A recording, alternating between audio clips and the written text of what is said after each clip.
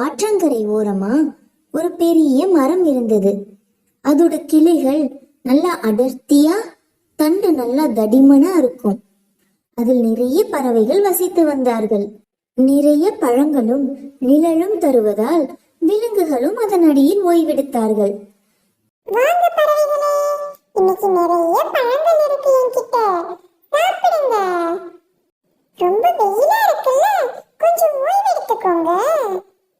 அந்த மரமும் அனைவரையும் அன்போடு வரவேற்றதால எல்லாருக்குமே அந்த மரத்தை ரொம்ப பிடிக்கும். இந்த மரத்தோட பழங்கள் எவ்வளவு சுவையா இருக்கு. நன்றி மரமே, உன்னோட மரத்தின் சுவையை போல வேறு எங்கும் இருந்ததில்ல. பறவைகள் மரத்தை புகழ்ந்து பாராட்டுவாங்க.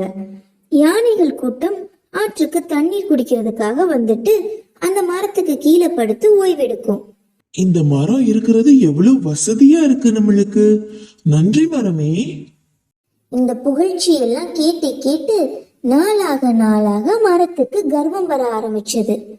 என்னாலதான் இவங்களுக்கு நன்மை கிடைக்குது, நான் இல்லைன்னா இவங்களுக்கு சாப்பாடே கிடைக்காது.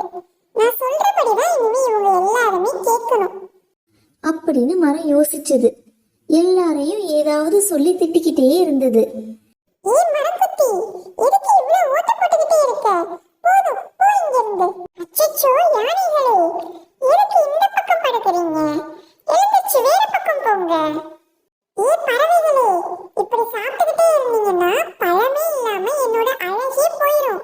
மரம் அவங்க கிட்ட நடந்துக்கிற விதத்தை பார்த்து பறவைகளும் விலங்குகளும் வருத்தப்பட ஆரம்பிச்சாங்க. இந்த மரம் நம்மள திட்டிக்கிட்டே இருக்கு, நம்ம வேற மரத்துக்கு போய் நிம்மதியா இருக்கலாம். எல்லாரும் அந்த மரத்துக்கு இப்போ போறதே இல்லை. அப்பா, இவங்க தொல்லை இல்லாம இனிமே நிம்மதியா இருக்கலாம் அப்படின்னு மரம் நினைச்சுக்கிட்டு இருந்தது.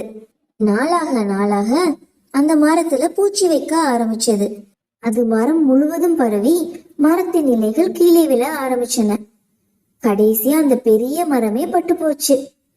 ஒரு நாள் ஒரு பறவை பழைய மரம் எப்படி இருக்குன்னு பார்த்துட்டு போலாம் அப்படின்னு வந்து பார்த்தது. மரத்தோட நிலைய பார்த்து அது அதிர்ச்சி ஆயிருச்சு. என்னாச்சு மரமே உனக்கு? கர்வத்தோட உங்களை எல்லாம் இங்க இருந்து துரத்துனதுக்கு என்னோட நிலைமையை பாத்தியா பறவையே? மரம் கண்ணீர் விட்டு அழ ஆரம்பிச்சிருச்சு. கவலைப்படாதே மரமே, இரு, மரங்கொத்திய கூட்டிட்டு வந்துடுறேன். மரங்கொத்தி வந்து அந்த மரத்துல இருந்த பூச்சிகளை எல்லாம் சாப்பிட்டுருச்சு. கொஞ்சம் கொஞ்சமா மரம் திரும்ப துளிர்க்க ஆரம்பிச்சது.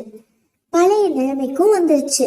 பழைய நிலைமைக்கு வந்த உடனே மரம் எல்லாரையும் அங்கேயே வந்து தங்க சொல்லி அழைச்சது.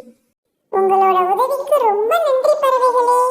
நாம் அனைவரும் ஒருத்தருக்கு ஒருத்தர் விட்டு கொடுத்து உதவி செய்து வாழ்ந்தாதான் நன்றாக வாழ முடியுங்கிறதை உணர்த்திட்டீங்க. இனிமே இங்கேயே வந்து என் கூடயே இருங்க. அன்னையிலிருந்து பறவைகளும் விலங்குகளும் அங்கேயே வந்து தங்கி இருந்து எல்லோரும் சந்தோஷமா இருக்க ஆரம்பிச்சாங்க. கதை முடிஞ்சிச்சு. கத்திரிக்காய் காய்ச்சிருச்சு.